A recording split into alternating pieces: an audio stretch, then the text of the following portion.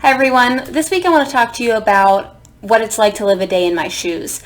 I know a lot of people watching these videos, they only see me tick so many times because I don't tick a whole lot in the videos because I'm so concentrated on talking to all of you that my mind kind of focuses elsewhere, but I still definitely do tick. But with that being said, for those of you that are watching with Tourette's and without, what this video shows doesn't even show what I would say like 25% of the tics that my body does and is capable of. And those with Tourette syndrome, I think, know that because they know what it's really like and what it's really like to live with. So I just kind of want to give you a quick glimpse and give you like an average day for me, and hopefully it really lets people know that are watching this without the disorder what it can really be like and what kind of toll it can take even on a good day, because it's, even if it's not to the point where I'm crying, it's still really exhausting and it's still draining. Very, very draining. So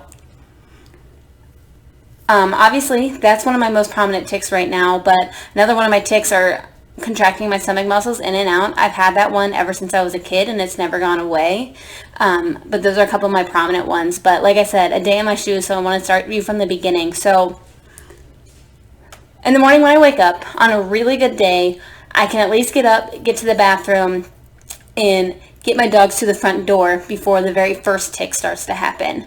However, when I start walking down the driveway or walking them outside, that's when I start to tick with my feet. I kick my feet in the ground, I hit the ground with one foot, then I do it kind of like in a circle motion, and then I tap it really fast right after. I do it on one leg, and then I have to do it on the other leg. And most of the time, I usually mess up, and I'm not doing it right, so I have to do it again. And that's not to say I have control over it, but the OCD part of Tourette syndrome means that you obsess over the way that you did it, and if you did it wrong, your brain is obsessing more, and then after you do it wrong, it's almost like that pressure is building up that much deeper, and so you have to do it even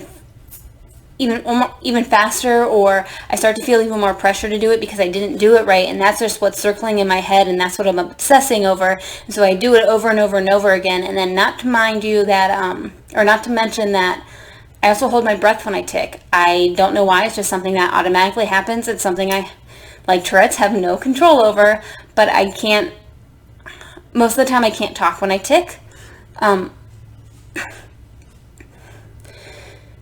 Sometimes with that one I can get a few words out, but most of the time I cannot talk.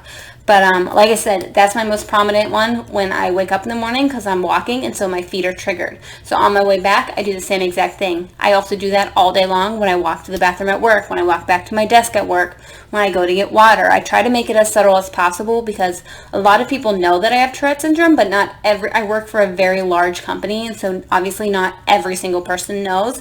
And I also don't want to trip in front of everybody because I have tripped before many times, so I try to keep it as small as possible, or try to get to the bathroom before anybody notices a whole lot. So anyways, after I take my dogs out, I go and I brush my teeth, and sometimes I'm triggered with brushing my teeth. Sometimes I have to brush my teeth a certain way, but I also have to tap on the sink, the countertop, when I turn it on, and I have to sometimes tap the faucet, the hot water and cold water handles. It's just what feels right, and I have to do the same thing with a light switch. Now, mind you, these are not necessarily tics, but they're my compulsions and my obsessions that I have to do, and something that I feel like I have to do in order for my brain to feel right, in that same sense that tic has to feel right. So after that, I get along with my day. Same tics start to come out. I kick my feet, I contract my stomach, I move my neck around, and everything else. In the morning, they're usually somewhat decent because, like I said, again, I'm concentrated, I'm trying to get ready for work, I'm thinking about my day, but sometimes they can be even worse depending on what kind of day I'm having or depending on how stressed I am. So then I get to, in the car, I generally don't take a whole lot in the car because I'm concentrated again, but I do that one, and then sometimes I pull my neck or my back on the back of the chair that I'm driving with, and I have to do this, and now that I did it, I have to do it again. Sometimes just talking about them can really trigger me, but that's one that I do a lot. Even when I'm sitting up against a chair, you'll notice in a lot of my videos I don't lean back in a chair because when I feel that touch my back, it triggers me to tic like that, or it triggers me to, I take my hand and I slam it against the back of the chair or on the armrest. I have to do it a certain amount of times, and it's really triggering me right now to want to do it. So those are a lot of my tics that I do. I do them at my desk at work, and I tap my mouse in the very same way that I have to tap the counter, that I have to tap a light switch and everything else. I slam on my keyboard. Again, these are tics, but also mostly OCD, but it's what happens. I get triggered at work because I use the mouse a lot. I type a lot.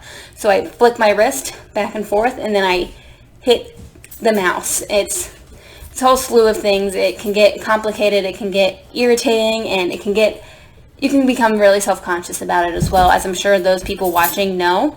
And I apologize if you hear anything in the background right now. My dog is chasing a fly. So anyways, so yes, that's what I do most of the time at work, is the one kicking my feet. I do it a lot with my stomach, and I tend to do it a lot with my feet and my hands, and I try to like hide them under the desk. And then, I'm a really positive person for the most part, and I own my tics, because I know it's just who I am, and I've accepted that a long time ago, but that still doesn't mean I'm not self-conscious about it sometimes, because, people stare even if they know you have it. People wonder what you're doing, or wonder if it's real or not. I'm not saying people at work do that, because I don't think those are the thoughts going through their head, but from a person with Tourette syndrome, that's what you think about, and unfortunately, that's just how it is. So then, back to my day. Like I said, those are all the tics that come out at work, and then on my way home, the same similar tics with the back of the chair. Again, I most of the time don't sit on the back of the chair unless I'm relaxing on the couch and I'm fully reclined. When I just sit back and just thinking about that touching my back, it gives me such a weird feeling that I don't think is describable. It's just an urge where something doesn't feel right and something's going wrong, and so that's what causes it to heighten, and that's what causes it to get worse. And then sometimes if you don't act on it, that's what causes me to have a tic attack. And then I do it a whole lot, and then I can't breathe, and then it becomes a whole thing. My husband gets worried about me. It's awful. Those watching with Tourette syndrome, I know exactly what I'm talking about. But like I said, those are most of my tics that I go throughout the day. I'm missing a whole lot of them because I never know what my body's going to do on a day-to-day. I could have all those tics today. I could never tic again tomorrow. I could never tic the same way tomorrow. I could wake up tomorrow with a whole slew of new tics. It's all just a matter of what my body decides to do that day. And a lot of the times, a lot of them come out when I go to lay down to go to sleep. And those are the ones that bother me the most because I don't want to disturb my husband. Not that he would ever make a big deal about it, but I always kick my feet together. Again, similar situation.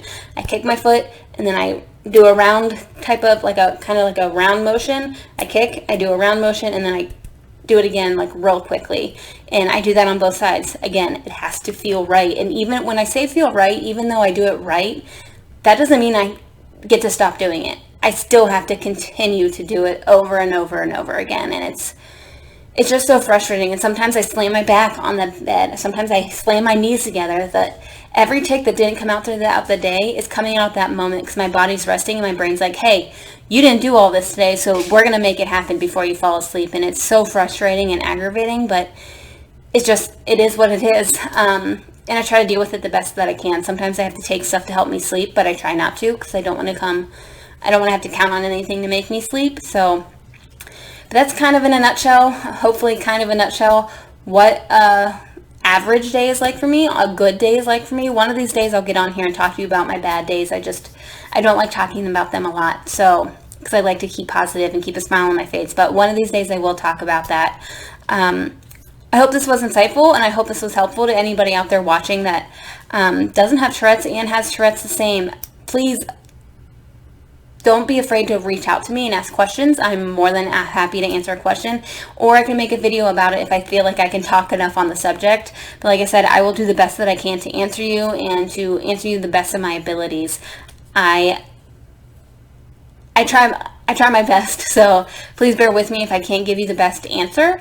I'll try and direct you in some way that you'll get that answer that you're looking for. And so I hope you enjoyed this video. Please remember to subscribe and share these videos with all your friends and family. You never know who's out there wondering and waiting to know what's wrong with them. And I just want to be helpful to anybody that I can be helpful to. So make sure to share, subscribe, and keep those questions coming and the comments coming. I'm enjoying them. I'm going to continue to make videos more regularly. Like I said, I've been on it pretty well the past few months. So keep those questions coming and let me know if you want a topic for my next video.